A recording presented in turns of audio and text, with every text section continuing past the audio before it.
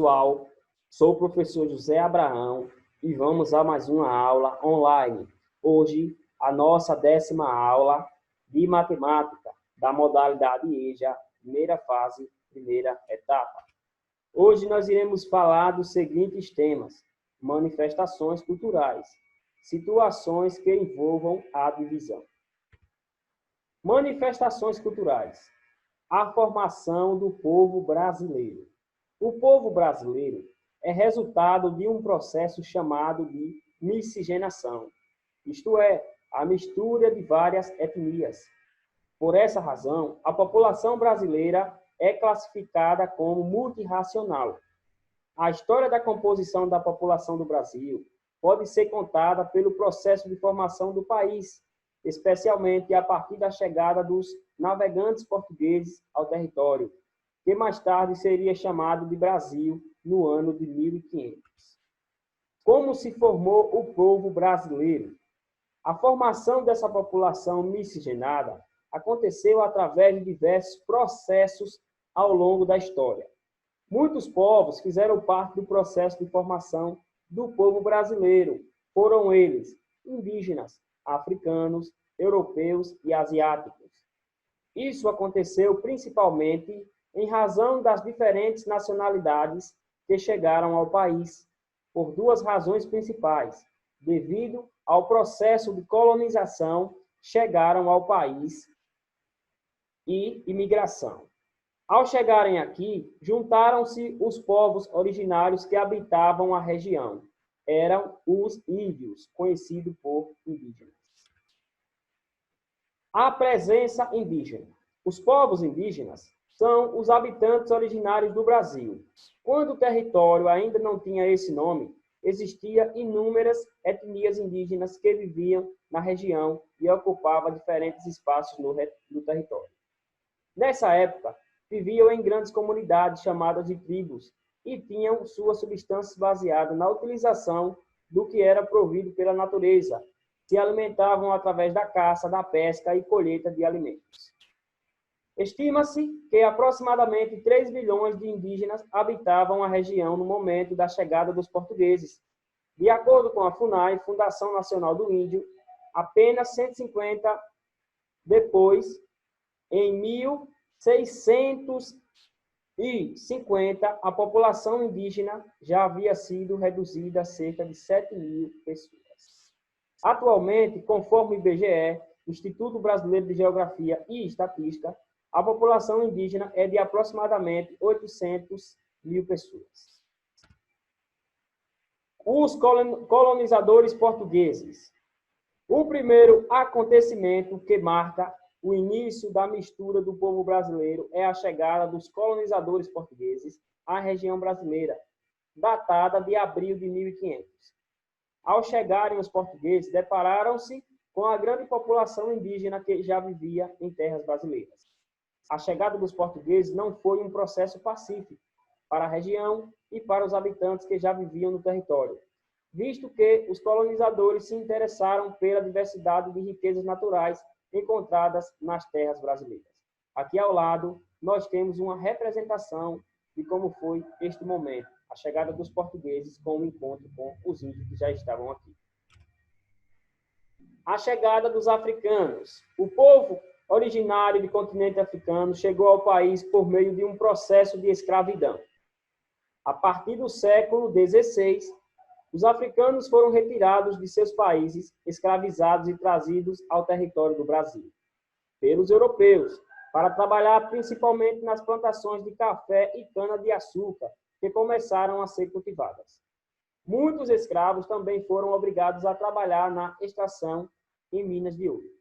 Além de serem forçados a estes registros, trabalhos físicos, os escravizados africanos também serviam as famílias aristocratas, que dominavam o poder econômico da época. Somava-se ao processo de escravização o fato de que a comercialização de escravos africanos era considerado pelos portugueses como um negócio lucrativo.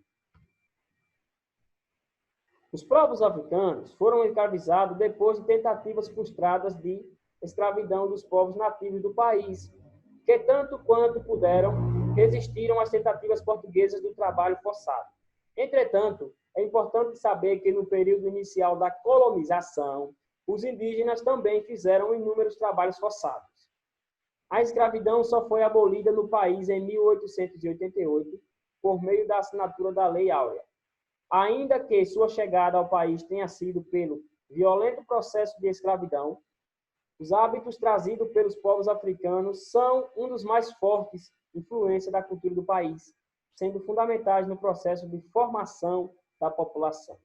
São heranças africanas que fazem parte da cultura brasileira, religiões como o candomblé e o culto aos orixás, a música e o hábito do consumo de alimentos como feijão e mandioca. Aqui temos uma representação de povos africanos. Situação que envolva a divisão.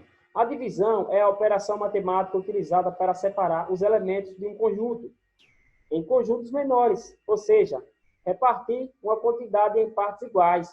A divisão possibilita a solução de diversos tipos de situações cotidianas. Por isso, é importante compreender seu funcionamento para aplicar adequadamente.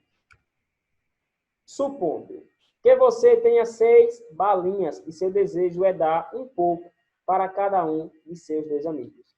Vamos interpretar inicialmente a ideia por meio de um desenho.